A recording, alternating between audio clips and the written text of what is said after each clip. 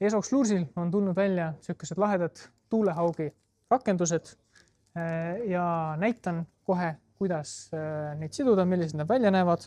On siis 2 varianti. Meil on ka sellised lihtsamad rakendused siin poes olemas. Seletan siis, mis on see vahe siis nendel 2 rakendusel.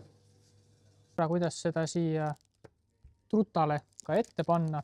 Mul on siin üks klassikaline lihtsam variant sellest rakendusest ja näitan siis, mis on nende vahe.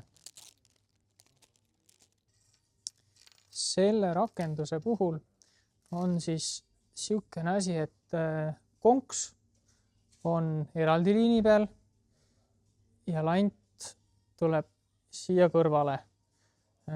Selle pikkus on siin siuke 10–12 senti ja konks on siis umbes 50 sentimeetrit.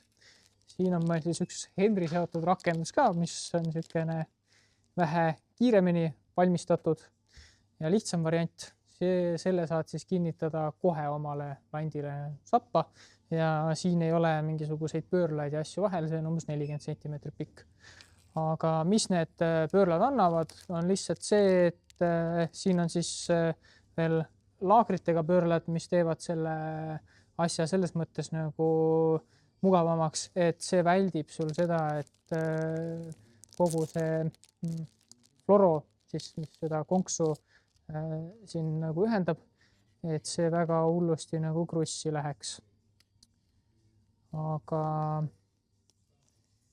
kuidas seda siia trutale siis neid otsa panna? Mul on siis nendele rakendustele pandud kiirkinnitid ja siis on nagu võrdlemisi mugav lante vahetada, et sa ei pea neid ainult Esoxi lantidega kasutama, et saab ka kasutada ilusti muude lantidega ja ongi, võtad siit selle rakenduse kätte, keerad siit